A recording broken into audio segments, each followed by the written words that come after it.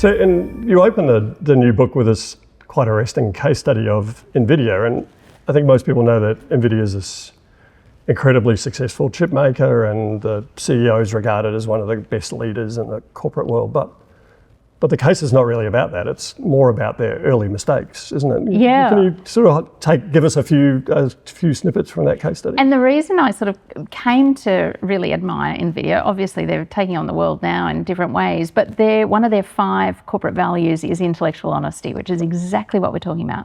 You do not see many, in the book Blind Spotting, I go through those companies that have values somewhat related to it. NVIDIA was the only one I could find that had intellectual honesty. So in the early days, they started in 1993, they were actually making video chips for gaming consoles. And you and I might remember, I'm not sure if everyone else is as old as us watching, but back in the 90s, we might be on our Sega. It's fine. I think they're all making a comeback, so they're sort of retro now. So well, and you might be doing your racing or whatever, and it was pretty jumpy, and we thought it was pretty great graphics, but it wasn't, because it was two-dimensional.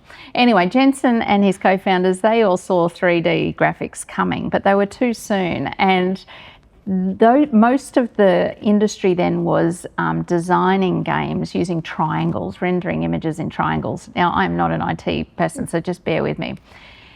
He, though, to do his 3D, wanted to render them in quadrilaterals. So let's just imagine it's like driving down the road. We're all driving on the left-hand side, and he reckons he's going to hedge a bet that we're all going to swap to the right-hand side of the road at some point.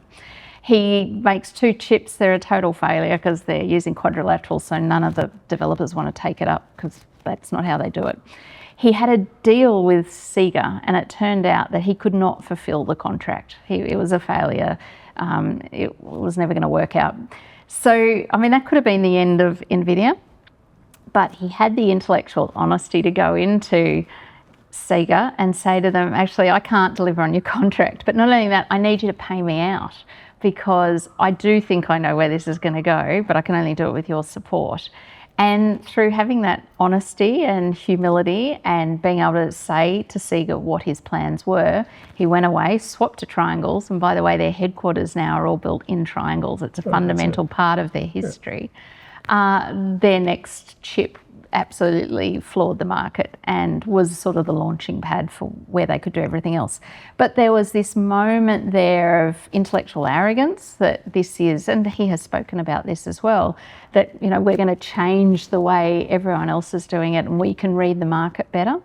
And they were wrong. So they were able to admit that, and they changed course, and they were honest with their client, and here they are. And they've done that a number of other times. But it also speaks to a second point, I think, that you really highlight, which is flexibility. Absolutely. And that ability to be able to say, okay, we need to do things a different way, or we need to approach the challenge in a different way. And so that's one of these 3 mindsets, obviously. So being honest, of course, that's what he did. Being curious to find, well, what is going to be the best solution? And they obviously did that very well. But you're right, being flexible means you go in with an open mind and you are willing to change your mind, which if you can't do all 3 of those, you're not truly blind spotting. And I think we all know people who might be curious, but they're not going to change their mind, or they might be honest that they don't know the answer, but they're certainly not curious to find it out either. You do need all of them to truly engage in this art of blind spotting.